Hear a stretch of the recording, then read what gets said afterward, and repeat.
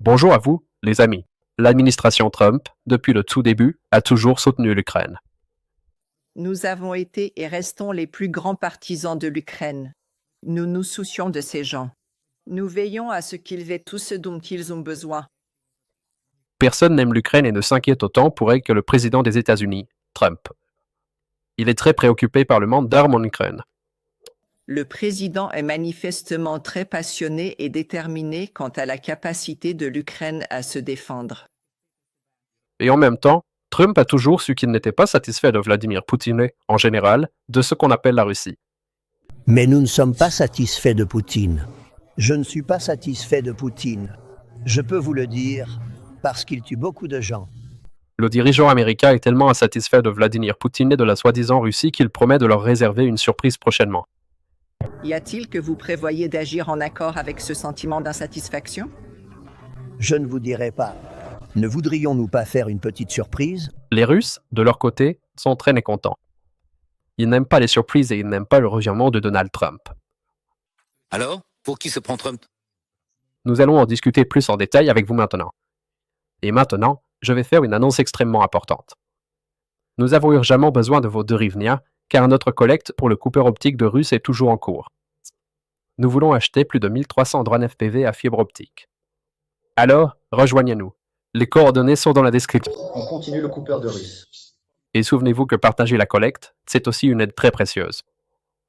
Et si, pour une raison encore incompréhensible, vous n'êtes toujours pas abonné à ma chaîne, faites-le absolument. Les Russes sont extrêmement contrariés par les dernières nouvelles venues d'outre-Atlantique. Ils n'aiment pas la réaction de Trump au fait que Vladimir Poutine l'ait dupé. Mais oui, en réalité, tout cela n'est évidemment pas très joyeux. Il faut se préparer au pire. On reçoit trop de bêtises de la part de Poutine. Il est encore trop tôt pour tirer des conclusions. L'Amérique commencera-t-elle à aider l'Ukraine comme il se doit, ou bien s'agira-t-il de livraison d'armes limitées de la part de l'administration américaine? Ou alors, peut-être que Trump a commencé à suivre la stratégie qu'il avait annoncée avant les élections. Je dirais à Zelensky, ça suffit, tu dois conclure un accord. Je dirais à Poutine, si tu ne conclus pas d'accord, nous leur donnerons beaucoup. Nous leur donnerons plus que ce qu'ils ont jamais reçu, s'il le faut. Je conclurai un accord en un jour. On verra bien sûr, mais les métamorphoses que traverse actuellement le président américain me plaisent personnellement, parce que, souvenez-vous, il n'y a pas si longtemps, il léchait littéralement les bottes de Poutine. Je pense que le président Poutine veut la paix. Je le connais très bien. Oui, je pense qu'il veut la paix. Mais je pense qu'il me l'aurait dit s'il ne la voulait pas. Maintenant, il dit tout le contraire, il est mécontent, il est contrarié, il est déçu par Vladimir Poutine, et toutes ces histoires sur les Petcheneg, sur Yurik, il s'avère que c'est du n'importe quoi. Et moi, je ne suis pas du tout satisfait de Poutine. Je suis déçu, honnêtement, que Poutine ne se soit pas arrêté. Moi aussi, je ne suis pas content de cela. On reçoit beaucoup de bêtises de la part de Poutine. Si vous voulez connaître la vérité, il est toujours très courtois, mais il s'avère que cela n'a aucun sens. Des bêtises, parce que Vladimir Poutine a rejeté absolument toutes les exigences de Donald Trump. Quand il a proposé une rencontre à 3 avec Zelensky à Istanbul, Poutine a refusé. Lorsque la partie américaine a insisté sur la nécessité d'une trêve de 30 jours sans aucune condition préalable, Vladimir Poutine a également refusé et a posé ses propres conditions. Et dans ce contexte, Vladimir Poutine a simplement ridiculisé Trump aux yeux du public américain. Mais l'équipe de Trump peut aussi piéger le vieux. Enfin, c'est du moins l'impression que ça donne, car il ne comprend toujours pas qui a pris la décision de suspendre l'aide à l'Ukraine. Qui a donc ordonné de faire une pause la semaine dernière? Je ne sais pas. Mais maintenant, tout change apparemment, et l'Amérique se tourne de nouveau vers l'Ukraine, et non plus dans l'autre sens comme auparavant. Selon les médias américains, l'administration Trump envisage actuellement de fournir à l'Ukraine un système supplémentaire de défense antimissile Patriot.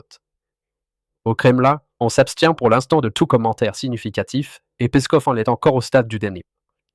Quant à savoir exactement quel type de livraison et en quelle quantité continue d'arriver en Ukraine depuis les États-Unis, eh bien, il faudra encore du temps pour clarifier cela définitivement.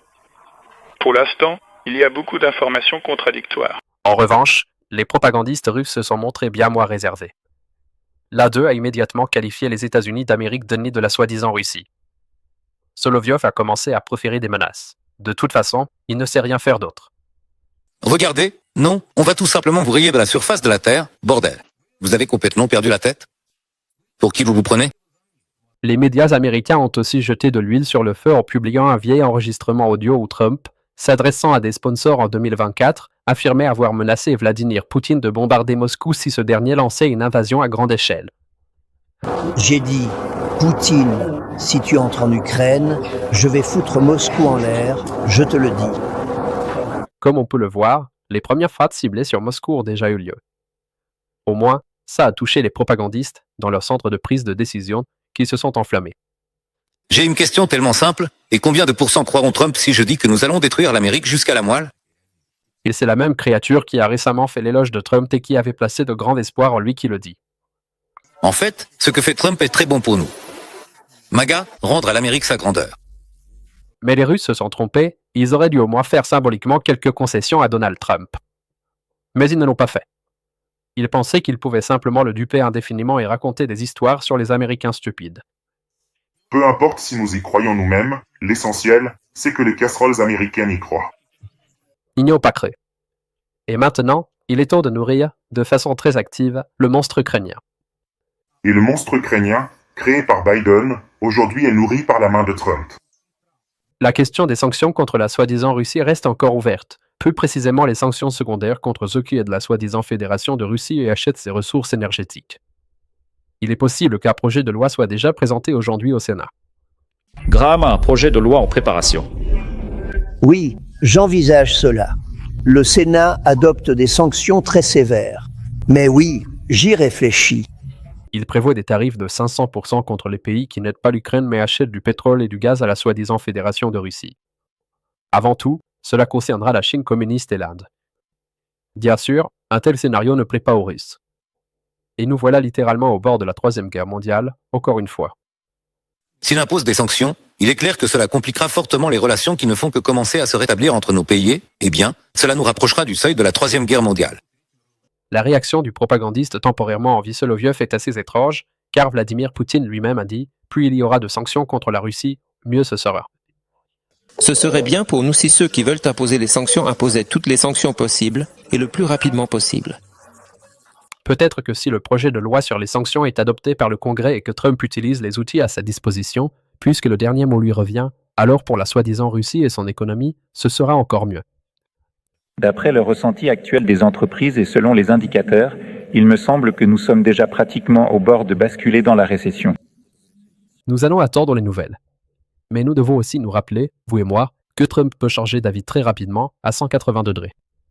Et de la même manière qu'il critique actuellement Vladimir Poutine, il peut aussi commencer à critiquer l'Ukraine à tout moment. Alors, ne nous faisons pas d'illusions inutiles. Les nouvelles sont bonnes, mais continuons à faire notre travail. Et à propos des drones, d'ailleurs. Et il dit, oui, il est impossible de lever la tête. Un drone arrive tout de suite. Nous avons déjà réuni la moitié des fonds nécessaires pour l'achat de drones FPV à fibre optique, il y a 25 millions sur 50, mais ce n'est pas suffisant, tout comme notre russophobie avouée à moi. Les occupants russes sont bien en avance sur nous en ce qui concerne les FPV à fibre optique. Et nous devons changer cela. Nous pouvons changer cela. Nous avons des solutions de très grande qualité pour notre armée. Et je vous invite à faire un don, à aider l'armée à obtenir ces formidables drones.